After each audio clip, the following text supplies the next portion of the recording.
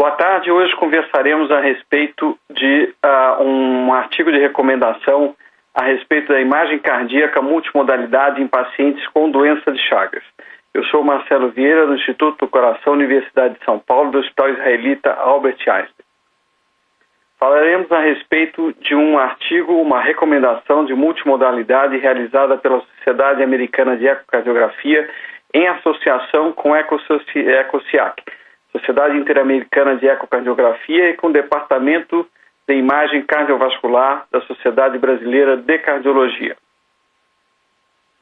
O objetivo dessa palestra é demonstrar a epidemiologia da doença de Chagas e a sua distribuição geográfica atual no mundo e nos Estados Unidos, reconhecer o emprego potencial das diferentes modalidades cardíacas de investigação por imagem para o manuseio da doença cardiovascular e da doença de Chagas com acometimento cardíaco, caracterizar as fases clínicas da infecção por Trypanosoma cruzi, de tal forma a doença de Chagas aguda, sua fase indeterminada e a doença de Chagas crônica, assim como definir a aplicação dos métodos de imagem nos diferentes estágios da doença de Chagas, assim como reconhecer os aspectos especiais relacionados ao eletrocardiograma e das diversas modalidades de imagem em relação à doença de Chagas. Aqui podemos observar uma imagem de Carlos Chagas em 1909. Sabemos nós que Carlos Chagas foi realmente o maior cientista brasileiro. Foi nomeado 2 vezes para o reconhecimento do Prêmio Nobel, mas infelizmente não conseguiu ganhar o Prêmio Nobel. Temos a observação ao lado da caracterização do Trypanosoma cruzi. O ciclo de vida do Trypanosoma cruzi é bastante interessante e aqui temos a oportunidade da observação de um dos pacientes com os quais Carlos Chagas manteve contato no século passado, em 1909, assim como com a presença tecidual do Trypanosoma cruzi. Observamos também que esse era o tipo de padrão de paciente encontrado por Carlos Chagas nas áreas de Minas Gerais quando lá foi, em 1909, para a erradicação da malária. E aqui podemos observar um dos agentes relacionados à transmissão do Trypanosoma cruzi, assim chamado barbeiro, no Brasil. Originalmente, os 2 primeiros manuscritos descritos por Carlos Chagas foram em 1909, alguns vários depois, e também em 1928. A primeira aquisição foi realizada em alemão, Über eine neue Trypanosoma, e um artigo escrito em francês, Maladie du cœur, de Vasseur e de Sang, sobre as alterações no coração da trypanosomiase, na época chamada de trypanosomiase americana. Carlos Chagas realmente teve um reconhecimento internacional muito grande e aqui observamos recebendo a Albert Einstein em uma visita ao Instituto Oswaldo Cruz, no Rio de Janeiro, em 1925. Recebeu realmente diversas honrarias ao longo da sua carreira médica. Em relação à epidemiologia e patologia, sabemos que a patologia, a doença de Chagas, foi descrita em 1909 por Carlos Chagas como uma doença rural, em que o parasita implicado é o Trypanosoma cruzi, e a doença pode ser transmitida de várias formas, seja por um mecanismo vetorial, através da mordida de insetos, os triatomídeos, como por exemplo o Conoinus megistus, e esses insetos são chamados nos diversos países da América Latina como barbeiro ou vinchuga, na Argentina, ou tinche, e através também de um mecanismo não vetorial, seja pela transfusão sanguínea ou transplante, de uma maneira vertical, por uma forma congênita, através da transmissão de mãe ao seu feto, ou por uma contaminação por ingestão oral de diversas substâncias, como o açaí, a cana-de-açúcar. Podemos observar à direita o tipo de habitação que era uma habitação bastante comum na época em Minas Gerais, a primeira cidade onde houve a descrição da doença de Chagas, La Sance, em Minas Gerais, e os aspectos também macroscópicos dos insetos envolvidos na sua transmissão. Uma questão que podemos referir a princípio, bastante diferente em relação aos Estados Unidos, América do Sul e ao Brasil, por exemplo, é a seguinte: com que frequência nós observamos a doença de Chagas com acometimento cardíaco em nossa prática clínica habitual? Em relação aos Estados Unidos, por exemplo, não vivemos na América do Sul, não necessitamos nos preocupar com a sua possibilidade diagnóstica. Não a encontro de forma habitual. A encontro raramente, mas a considero para o diagnóstico diferencial quando dá evidência de cardiomiopatia dilatada em populações específicas em áreas em que há a possibilidade da endemia, da possibilidade endêmica da doença. Muito frequentemente, pois é muito prevalente em minha região, como por exemplo Goiás, Minas Gerais, sul da Bahia, ou não tenho experiência e não sei como investigar, porém, após hoje, podemos levar isso em consideração. Do ponto de vista dos Estados Unidos, isso é um aspecto bastante diferenciado em relação ao Brasil. Com relação à distribuição mundial da doença de Chagas, nós sabemos que hoje, mais do que 70 milhões de pessoas em todos os continentes estão em área de risco para a possibilidade de doença de Chagas. Esse mapa com distribuição mundial nos mostra de forma bastante interessante a sua distribuição numérica através dos círculos em coloração azul e também qual a possibilidade da sua transmissão, se há a possibilidade da transmissão vetorial pela presença dos insetos, por exemplo, em relação aos círculos em coloração cinza. Então, observamos, por exemplo, que o número estimado de casos ultrapassa 1 milhão de casos, seja nos Estados Unidos, no México e na Argentina, e que a possibilidade da transmissão vetorial é bastante significativa em muitos países também, e isso hoje tem modificado um pouco em relação à migração mundial. A migração tem ganhado um espaço bastante significativo em relação a isso. Devemos, portanto, nos preocupar em relação com a possibilidade da doença de Chagas. Nos Estados Unidos, não vemos muito. Porém, na América Latina, vejam que interessante a distribuição da população em que há a possibilidade da presença da doença de Chagas. Na primeira tabela, nós observamos a população de imigrantes que moram nos Estados Unidos. Na tabela central, a prevalência do Trypanosoma cruzi em relação ao seu país de origem. E na tabela à direita, a presença do número estimado de imigrantes com infecção por Trypanosoma nos Estados Unidos. Em relação ao Brasil, por exemplo, a população que vive nos Estados Unidos, que é derivada do Brasil, é de cerca de 500 mil pessoas, sendo que a sua prevalência no Brasil da doença é de 1%, ou seja, cerca de 5 mil pessoas têm a possibilidade de apresentar doença de Chagas com origem nos Estados Unidos, no Brasil. Com relação à patologia, nós iremos discussar de forma bastante simplificada a patologia. A patologia da doença de Chagas é muito interessante, é uma relação muito importante em relação à inflamação, à necrose celular e às suas alterações teciduais relacionadas tanto à inflamação quanto à necrose celular e à morte celular. Então, os parasitas entram nos cardiomiócitos e se multiplicam por uma fissão binária. Nós temos as formas metacíclicas tripomastigotas que estão no sangue e que dentro do tecido elas se multiplicam a partir de uma forma amastigota. Sofrem uma fissão binária e novamente passam para a corrente sanguínea do ponto de vista de tripomastigotas. Sofrem, portanto, uma fissão binária, ocasionando a inflamação, a resposta imunológica, há um crescimento bastante significativo de interferon gama. O interferon gama é bastante importante com relação à resposta imunológica, à defesa em relação ao parasita e ao excesso da inflamação.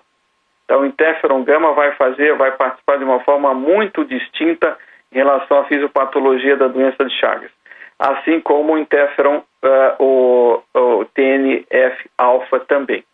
Ocorre, portanto, a inflamação, a destruição celular e a consequente fibrose. Do ponto de vista patológico, vai ganhar importância a disfunção autonômica, a lesão miocárdica e a doença microvascular. Aqui nesse diapositivo nós podemos observar a presença do Trypanosoma na corrente sanguínea, a agressão tecidual e a sua alteração do ponto de vista de fibrose. Mas principalmente em relação a essa recomendação, nós vamos tomar em atenção algumas participações com relação à eletrocardiografia, diferentes modalidades com relação ao diagnóstico da patologia. Vamos tomar em conta a sua disfunção autonômica, as anormalidades na condução, ectopia e as alterações eletrocardiográficas, ecocardiográficas, a lesão miocárdica, a disfunção, a presença de algumas alterações patognomônicas como os aneurismas apicais ou na parede inferolateral, que podem ser de forma muito bem descritas e observadas através da ecocardiografia e da ressonância magnética nuclear. Observaremos também a disfunção microvascular bastante distinta em relação à doença epicárdica macrovascular, em relação à possibilidade da isquemia e a sua observação por métodos como a medicina nuclear, a ecocardiografia e a ressonância magnética nuclear. Realmente muito significativas são as alterações observadas na condução atrioventricular e intraventricular e ectopia atrioventricular, ectopia atrial ou ventricular, observadas com a eletrocardiografia e também com o seu substrato mecânico observados com a ecocardiografia.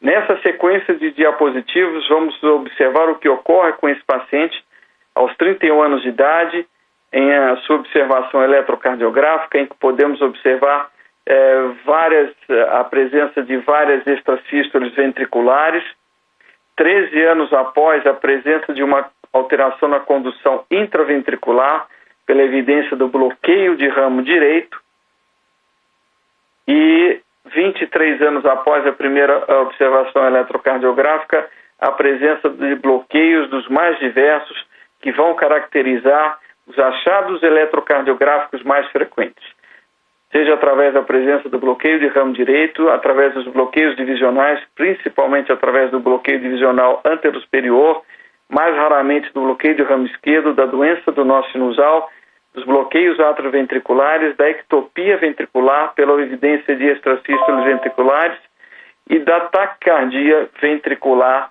que pode se caracterizar de uma forma bastante importante. Observamos que a evidência de sincronia ventricular é um achado bastante característico e podemos evidenciar através da observação ecocardiográfica. Aqui observamos uma alteração do ponto de vista de sincronia da contração em relação ao septo ventricular e à parede inferolateral. Em muitas circunstâncias, isso não nos será possível observar em função da alteração contrátil na parede inferolateral ou inferior.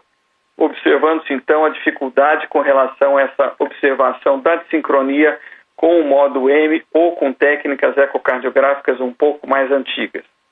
Essa dispersão eletromecânica nós podemos observar de forma bastante clara através da observação da modificação da dispersão ecocardiográfica pela observação dos diferentes padrões de strain observados nos diferentes segmentos do ventrículo esquerdo, por exemplo. Observamos algumas ectopias após o fechamento da válvula aórtica e uma observação significativa que é a variação do tempo até o strain sistólico máximo em relação aos diferentes segmentos do ventrículo esquerdo. De forma muito importante, através das modalidades de imagem, nós vamos observar algumas lesões miocárdicas que são quase patognomônicas da agressão muscular miocárdica da doença de Chagas, como, por exemplo, a presença de aneurismas apicais ou aneurismas inferolaterais ou inferiores. Então, podemos observar com as modalidades de imagem a inflamação, a presença e evidência de edema, fibrose, a ocorrência de aneurismas, a evidência de trombos intracavitários, a evidência de cardiomiopatia, seja ventricular esquerda ou biventricular, e mesmo a evidência da agressão aguda pela ocorrência de miocardite. Essas alterações podemos observar de forma bastante ampla com a evidência ecocardiográfica ou pela ressonância magnética nuclear. Os aneurismas do ventrículo esquerdo, o aneurisma apical é a lesão mais característica da doença de Chagas em sua forma cardiogênica. Pode ocorrer em qualquer parede, mas principalmente no ápice e na parede inferior ou inferolateral. Existe, através da sua evidência, grande risco para observação de trombos no ventrículo esquerdo e também no ventrículo direito. E pode ocorrer nas fases iniciais da doença, antes mesmo que haja ocorrência da disfunção global do ventrículo esquerdo. Aqui podemos apreciar dois exemplos muito interessantes. São dois exemplos em que vêm como cortesia do Dr. Carlos Soares Silva e da doutora Cláudia Giannini Mônaco, em que podemos observar de forma bastante clara a evidência de discinesia apical, a evidência de aneurisma apical em sua observação apical 4 câmaras, assim como na sua evidenciação apical 2 câmaras. Diferença morfológica importante com relação à observação de aneurismas do ventrículo esquerdo, podemos observar em relação à doença coronariana obstrutiva e à doença de Chagas. Em geral, o aneurisma chagásico é dito como aneurisma em dedo de luva, um aneurisma digitiforme, que em geral é localizado a um só segmento, enquanto que os aneurismas decorrentes da insuficiência coronária se fazem de uma maneira bastante mais evidente. Observamos também aneurisma nas paredes inferolateral e inferior do ventrículo esquerdo de forma bastante característica. De forma geral, qual seria o papel da ecocardiografia? Bastante amplo em relação à doença de Chagas. Sabemos que o ecocardiograma ele é mais disponível, apresenta baixo custo, alta possibilidade de demonstração dos achados mais típicos, seja o aneurisma apical, aneurisma inferolateral, aneurisma inferior, alterações em parede inferior e inferolateral. Permite também a avaliação morfológica e funcional tanto do ventrículo esquerdo quanto do ventrículo direito, nos possibilita a análise da função diastólica, da quantificação das valvopatias, da observação da dissincronia e da evidência de derrame pericárdico, que é achado bastante comum na fase aguda da doença de Chagas. Trazemos aos senhores uma análise bastante interessante feita aqui pelo professor Harry Alcatela, de Caracas, Venezuela, que é um grande estudioso do assunto, que se debruça sobre a doença de Chagas há mais de 30 a 35 anos. Então, observamos a varredura em modo M, a partir da base do coração até o meio do coração e a ponta, em que há uma clara e evidente observação do aneurisma apical do ventrículo esquerdo. Em esse outro exemplo, podemos observar um remodelamento bastante significativo do ventrículo esquerdo, associado à enorme dissincronia ventricular esquerda e à cinesia apical. A parede vermelha aqui nos demonstra a parede lateral, a parede abóbora, a parede inferolateral, a azul, a parede anterior. Então, existe uma demonstração de enorme dissincronia intraventricular esquerda e acinesia apical em paciente com remodelamento ventricular esquerdo muito significativo em paciente com doença ventricular bastante avançada, bloqueio de ramo direito e fibrilação atrial. Em esse outro diapositivo, observamos disfunção ventricular significativa na doença de Chagas, também uma cortesia do Dr. Carlos Suede Silva e da doutora da Cláudia Giannini Mônaco, em que observamos grande disfunção do ventrículo esquerdo, seja através da análise bidimensional ecocardiográfica ou da observação da sua deformação ventricular do seu strain, em que o seu strain longitudinal é de menos 9,5% para um valor normal de menos 18%. Em algumas situações, podemos observar também, com o emprego de contraste ecocardiográfico, a presença de aneurisma apical, aqui bastante bem evidenciado nesse paciente, ainda mantendo função ventricular global preservada, mas com evidência de aneurisma apical. Uma outra técnica bastante moderna, atual, que devemos cada vez mais utilizar, que é a técnica da deformação ventricular, também nos permite trazer informações aditivas, como nesse caso aqui demonstrado, também a cortesia do Dr. Carlos Suede Silva e da doutora Cláudia Giannini Mônaco, observação de significativa alteração da deformação em parede inferior e inferolateral. Alguns estudos têm demonstrado que o ecocardiograma pode implicar em parâmetros que trazem informação prognóstica. Esse estudo, realizado pela doutora Daniela Rassi, de Goiás, nos mostra que o átrio esquerdo acima de um determinado valor, como 70 ml por metro quadrado, denota prognóstico bastante reservado. Então, devemos também lançar mão da ecocardiografia para observação do coração de uma forma global. Quando precisamos fazer a investigação de isquemia miocárdica em pacientes que eventualmente tenham doença de Chagas, mas que apresentem a possibilidade de doença coronariana obstrutiva, podemos lançar mão do eco de estresse com dobutamina. Nessa investigação também da doutora Daniela, observamos que existe segurança com relação à utilização do ecocardiograma de estresse com dobutamina para a investigação de isquemia miocárdica. Sem dúvida, esse estudo nos traz a maior gama de informações com relação à implicação prognóstica, seja em função da mortalidade total em 5, 10 anos para os pacientes portadores de doença de Chagas em sua fase crônica. Nesse estudo bastante interessante do professor Anis Haas, foi observado como fator de risco e realizada uma pontuação para cada fator de risco. Quando o paciente chagásico apresentava-se em classe funcional 3, 4, quando apresentava cardiomegalia na radiografia de tórax, apresentava alteração segmentar do ventrículo esquerdo observada em ecocardiografia bidimensional, taquicardia ventricular não sustentada observada em Holter, quando apresentava baixa voltagem eletrocardiográfica observada ao eletrocardiograma e quando se apresentava com sexo masculino. Foi feita uma pontuação de 0 a 6, 7 a 11, 12 a 20 e observou-se a sua mortalidade para 5 ou 10 anos, com riscos diferenciados. Então, observávamos quando a pontuação era de 0 a 6, o risco de mortalidade em 5 anos era de 2%. Para 10 anos, de 10%. De 7 a 11, 18%. 44% para o risco intermediário. E quando apresentava alto risco, vejam os senhores que a mortalidade chegava a 63% quando a sua pontuação atingia de 12 a 20 pontos. Ou 84% em 10 anos, sendo assim, grupo de altíssimo risco. Vejam vocês a importância da aplicação de dados, tanto dados de história, quanto dados de achado físico, quanto de multimodalidade para observação do risco de mortalidade em 5 e 10 anos. Como conversávamos, o aneurisma do ventrículo esquerdo vai fazer com que haja maior possibilidade da evidência de trombos. Então, podemos observar na imagem esquerda a presença de trombo apical, evidenciada com o uso de contraste ecocardiográfico, e à direita também, da mesma forma, na ocorrência de um aneurisma apical, a ocorrência de um trombo também assim localizado. Algumas técnicas novas devem ter um pouco de cuidado ao ser utilizadas, por exemplo, como observação bidimensional do ventrículo esquerdo, análise pela regra de Simpson, ou mesmo o uso do strain, quando há possibilidade da melhor delimitação da ponta do ventrículo esquerdo.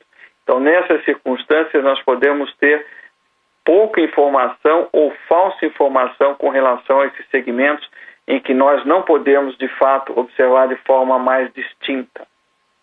Dessa forma, lançaremos mão, por exemplo, da ressonância magnética nuclear, que sem dúvida nos permite a melhor observação anatômica das múltiplas câmaras do coração e também da observação da possibilidade da distinção de outras patologias, da observação da fibrose endomiocárdica, assim como da presença de trombos intracavitários.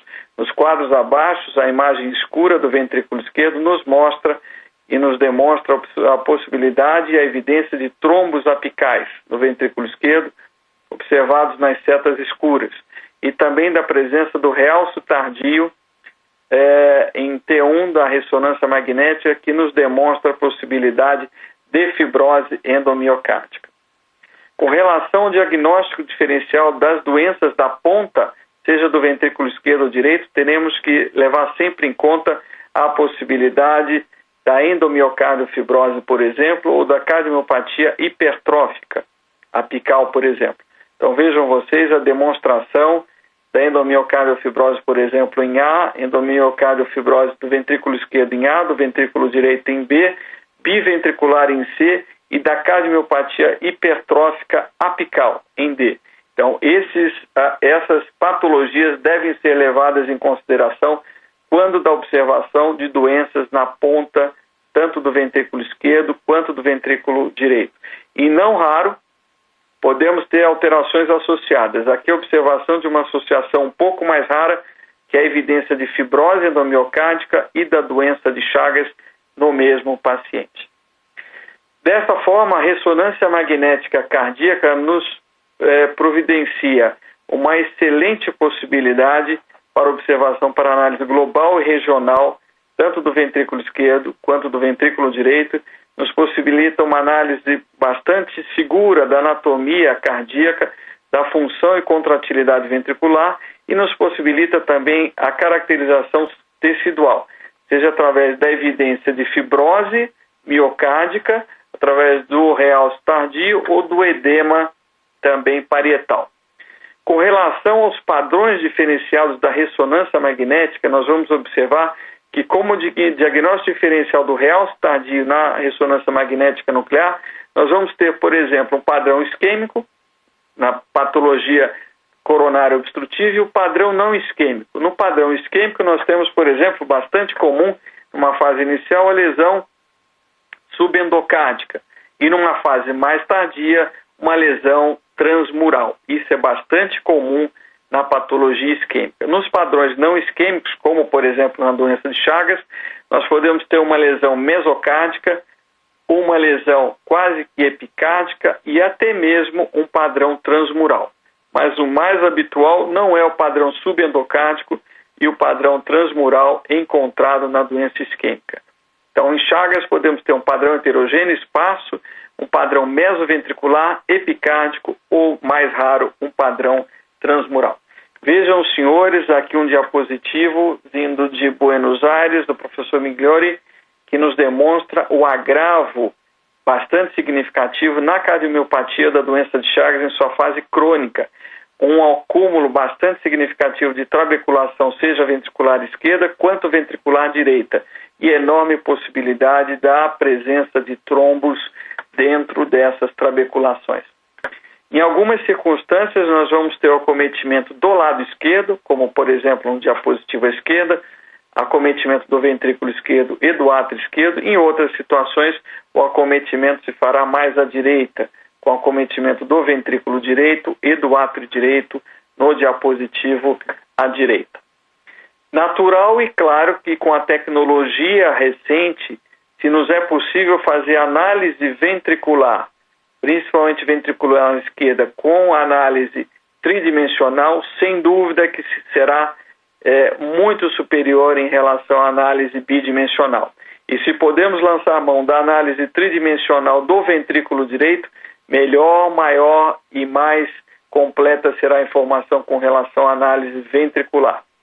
Isso fazemos no sentido de evitar o encurtamento do ventrículo esquerdo e permitir uma análise global biventricular, sem que possamos assumir algumas circunstâncias anatômicas que realmente não são verdadeiras na análise biventricular.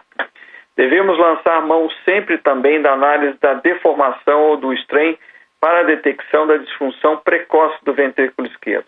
Em muitas circunstâncias, a fração da ejeção se mantém preservada, mas, no entanto, a deformação ventricular já está deteriorada, e isso nós podemos observar bastante bem com a análise do strain ventricular. Desta forma, as modalidades de imagem múltipla nos permitem observar a disfunção microvascular, pesquisar a possibilidade da isquemia, seja através do uso da medicina nuclear, da ecocardiografia e da ressonância magnética nuclear. Nesse exemplo bastante interessante, observamos a utilização da medicina nuclear para a possibilidade da observação de isquemia e cicatriz ventricular. Um paciente em que apresentava defeito reversível e, na sua sequência, cerca de 6 anos após a primeira observação, apresentava um padrão irreversível, com a presença de possível fibrose numa região que 6 anos antes apresentava reversibilidade com relação à captação do talho. Outra pergunta interessante. Em relação aos aspectos abaixo, é mais frequente nas fases iniciais da doença de Chagas qual o acometimento? Que tipo de acometimento? Seria o aneurisma apical? Seria a disfunção do ventrículo esquerdo? As anormalidades de condução e as ectopias ventriculares? A ocorrência de fração de ejeção diminuída? Ou estou certo, mas após hoje vamos ver o que vamos observar. Então, sem dúvida que as anormalidades de condução e as ectopias ventriculares nas fases iniciais da doença de Chagas são os achados mais frequentes e que podem ser observados de forma bastante interessante com o emprego da eletrocardiografia. Desta forma, nos parece bastante importante fazer a caracterização dos diversos estágios da doença de Chagas. seja a doença de Chagas em sua fase aguda, a doença de Chagas em seu estado indeterminado, nas suas fases conhecidas como B1, B2, C e D. Na doença de Chagas na fase aguda existe a infecção por Trypanosoma cruzi. Nós vamos ver quais são os achados mais característicos dessa ocorrência. Na sua infecção crônica em seu estado indeterminado, existe a ocorrência da sorologia positiva sem que haja nenhuma alteração eletrocardiográfica ou alguma observação por algum método de análise multimagem em que existe alguma alteração elétrica ou mesmo alteração mecânica, como por exemplo a presença de aneurisma apical ou basal, e a função ventricular está preservada. Então, nós temos a doença de Chagas na fase aguda, o estágio indeterminado da doença em que existe somente sorologia positiva para a doença, sem que haja nenhuma outra anormalidade. Somente 20 a 30% dos pacientes infectados por doença de Chagas transitarão para a fase crônica da doença com acometimento cardiovascular. E somente 10% dos pacientes com infecção por Trypanosoma cruzi terão a fase gastrointestinal. Na fase B1, nós temos uma cardiomiopatia com função ventricular preservada. Nós temos, por exemplo, a ocorrência de arritmia, ectopias ventriculares ou a presença, por exemplo, de aneurisma apical ou basal, mas ocorrendo a presença de função ventricular esquerda preservada. Na sua fase B2, nós já temos a função ventricular esquerda deteriorada, já existe um déficit da função contrátil global do ventrículo esquerdo. E nas fases C e D, existe insuficiência cardíaca franca, numa fase em que há a sua reversibilidade, e na fase D, o estágio D, em que a insuficiência cardíaca se torna de forma refratária. Então, portanto, é muito importante que nós tenhamos em mente essa classificação das diferentes fases da doença de Chagas. Fase aguda, estágio indeterminado, fase B1, em que a função ventricular esquerda ainda é preservada, global, B2, em que há disfunção ventricular, e as fases C e D, em que a insuficiência cardíaca é franca. Na fase aguda da doença de Chagas, observamos a ocorrência de um achado semelhante a um quadro gripal, em que pode ocorrer a presença de edema de órbita ou a presença de miocardite. Muito comum a presença do sinal de Romagnat, descrito há muitas décadas atrás, e pode ocorrer a ocorrência de pericardite e derrame pericárdico, ou também insuficiência da válvula mitral ou insuficiência da válvula tricúspide, além de ocorrer a evidência de chagoma, em que há inflamação no local em que existe o contato do parasita com a pele. Na fase aguda da doença de Chagas, quando há suspeita da doença de Chagas aguda, a apresentação clínica, portanto, é semelhante a um estado gripal, pode ocorrer miocardite ou pericardite em áreas endêmicas. Do ponto de vista eletrocardiográfico, pode ocorrer anormalidades da onda T, e do ponto de vista ecocardiográfico podem ocorrer alterações da fração da ejeção, alterações segmentares e bastante comum e frequente ocorrência de derrame pericárdico e, por exemplo, insuficiência mitral ou tricúspide. Na fase indeterminada pode ocorrer uma infecção subclínica em que a sorologia é positiva para a doença de Chagas. Devemos utilizar pelo menos 2 testes diferentes para a caracterização da doença de Chagas. Na sua fase com estágio indeterminado, pode ocorrer a conversão da fase indeterminada para B1 numa taxa de até 2% ao ano. Devemos sempre realizar o estudo eletrocardiográfico e ecocardiográfico com ecocardiografia transtorácica. É bastante comum a evidência de arritmias, bloqueio de ramo direito, fibrilação atrial, bloqueios divisionais, bloqueios atroventriculares. E também alterações segmentares, alterações da deformação observadas pelo strain e disfunção do ventrículo direito.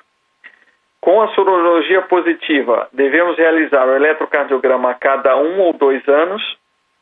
Realizar a investigação ecocardiográfica transtorácica se ocorrerem alterações ao eletrocardiograma ou sintomas. Isto é uma rotina razoável pensar com uma análise nos primeiros anos. No estágio B1, nós temos a sorologia positiva para a doença de Chagas, mas a manutenção da função global do ventrículo esquerdo. Ou seja, não existe disfunção global do ventrículo esquerdo. Pode ocorrer, por exemplo, a presença de alterações eletrocardiográficas e alterações segmentares como aneurismas apicais ou inferolaterais. No caso aqui, observamos novamente a alteração segmentar, um aneurisma digitiforme apical do ventrículo esquerdo em um paciente em seu estágio B1. Se o eletrocardiograma se torna anormal, ou se há alterações segmentares, a monitoração da função global do ventrículo esquerdo e do ventrículo direito devem ser realizadas de forma anual, através da investigação ecocardiográfica e através da investigação eletrocardiográfica. Quando da evidência de estágio B2, devemos nos preocupar bastante com relação à função global do ventrículo esquerdo, como nesse caso aqui, em que observamos remodelamento positivo ventricular esquerdo, disfunção ventricular e enorme presença de dissincronia ventricular. Uma grande alteração temporal com relação à contração segmentar do ventrículo esquerdo, aqui evidenciada pela contração dos segmentos em azul e em verde. Com relação ao estágio B2, os objetivos do uso dos métodos de imagem são detectar o substrato para a insuficiência cardíaca, ou seja, a função ventricular esquerda, observação da doença valvar, principalmente tricuspídia ou mitral, análise da função do ventrículo direito e também, sem dúvida, análise da função diastólica do ventrículo esquerdo, que traz impacto prognóstico. Devemos monitorar a cardiomiopatia e auxiliar ao ajuste de dose de medicações, como, por exemplo, beta-bloqueadores ou inibidores da enzima de conversão. No estágio B2, devemos realizar anualmente o ecocardiograma ou o estudo com ressonância magnética nuclear, no sentido da observação da progressão da disfunção ventricular esquerda, da ocorrência de alterações segmentares, como, por exemplo, a ocorrência de aneurismas apicais ou inferiores ou inferolaterais, a evidência de trombos, observação da função do ventrículo direito, a ocorrência de insuficiência mitral, insuficiência tricúspide, a análise da pressão sistólica da artéria pulmonar e com a avaliação com ressonância magnética, a possibilidade de observação do edema miocárdico em T2 ou da ocorrência de fibrose através da ocorrência de realce tardio com T1. Em relação ao emprego da tomografia cardíaca, em que circunstâncias devemos nos preocupar com o seu emprego nos pacientes com doença de Chagas? Para a exclusão da doença arterial coronariana em pacientes com baixa a intermediária probabilidade pré-teste de doença arterial coronária, para o planejamento de estudos eletrofisiológicos e também para a análise da função ventricular esquerda e da morfologia cardíaca em pacientes com imagens ecocardiográficas inadequadas para sua observação ecocardiográfica ou pela ressonância, ou quando não podemos realizar a ressonância magnética nuclear. Então, de forma geral, não realizaremos a tomografia cardíaca de uma forma muito rotineira. Quais são os objetivos para a observação multimodalidade na doença de Chagas? Seria principalmente para detectar o substrato para a doença, para a insuficiência cardíaca, a possibilidade da ocorrência de tromboembolismo com fonte nas diversas câmaras do coração e para a observação de arritmias malignas. Então, desta forma aqui, a exemplificação da ocorrência de trombo apical em estudo ecocardiográfico transtorácico com emprego de contraste e a observação de aneurisma apical e do realce tardio observado com a ressonância magnética nuclear. Faremos ecocardiograma ou ressonância magnética, conforme seja necessário para o manuseio da insuficiência cardíaca. Então, nos estágios D. Faremos ecocardiografia ou investigação ecocardiográfica ou com ressonância de forma anual, no sentido da observação da progressão e da redução da fração de ejeção do ventrículo esquerdo, da ocorrência e da progressão da insuficiência mitral, insuficiência tricúspide, da observação da presença e do momento da ocorrência, em que momento estamos com relação à pressão sistólica na artéria pulmonar, da observação da função do ventrículo direito, da ocorrência de alterações segmentares como aneurismas, da ocorrência de trombos e da presença e evidência de edema miocárdico ou fibrose com a ressonância magnética. Desta forma, uma outra questão: fazer o diagnóstico de cardiomiopatia por doença de Chagas não é importante em que estágio da doença? Quando não é importante? Na fase aguda da doença, no estágio indeterminado, quando se encontra assintomático, seja em estágios B1 ou B2, mesmo com disfunção ventricular global, na insuficiência cardíaca avançada, no estágio D, ou seria sempre importante, à medida em que o manuseio terapêutico pode ser modificado? Não resta a menor dúvida. Sempre será importante fazer o diagnóstico da doença miocárdica relacionada à doença de Chagas. Desta forma, podemos concluir que a doença de Chagas está atualmente presente em áreas tradicionalmente não endêmicas, como nos Estados Unidos e na Europa. É realmente muito importante e significativo o diagnóstico precoce da cardiopatia por doença de Chagas, mesmo antes da disfunção, do aparecimento da disfunção do ventrículo esquerdo. O emprego da ecocardiografia e da eletrocardiografia se apresentam como métodos de baixo custo, são amplamente disponíveis e são os métodos de eleição de investigação diagnóstica para análise rotineira dos pacientes provenientes de áreas endêmicas com relação à doença de Chagas. Que as técnicas avançadas de imagem podem detectar o substrato para condições de alto risco, sejam, por exemplo, a ocorrência de aneurismas ventriculares, da disfunção do ventrículo esquerdo, da ocorrência de trombos e mesmo da fibrose miocárdica. Também que a monitoração da morfologia e função do ventrículo esquerdo é extremamente importante para guiar a medicação médica usual e para a indicação e manuseio dos dispositivos para o tratamento da cardiomiopatia dilatada. E como nos dizia Carlos Chagas, ensinar através da pesquisa e pesquisar através do ensino. Devemos ensinar com a pesquisa e pesquisar com o ensino. Isso quem nos dizia era Carlos Chagas, talvez, sem dúvida, o maior cientista brasileiro que esteve conosco até 1934.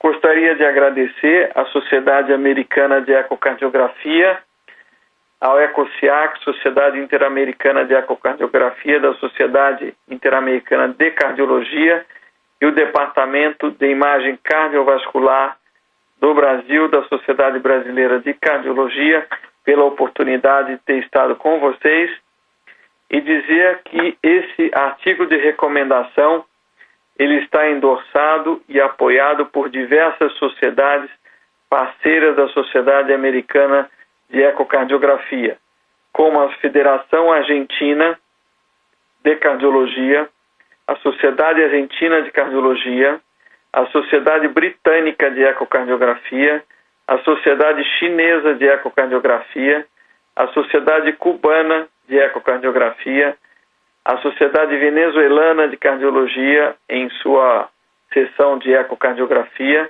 a Academia Indiana de Ecocardiografia, a Associação de Anestesistas Cardiotorácicos Indianos, a Sociedade Iraniana de Ecocardiografia, a Sociedade Japonesa de Ecocardiografia, a Sociedade Mexicana de Ecocardiografia e Imagem Cardiovascular, assim como a Sociedade da Arábia Saudita de Ecocardiografia. Muito obrigado.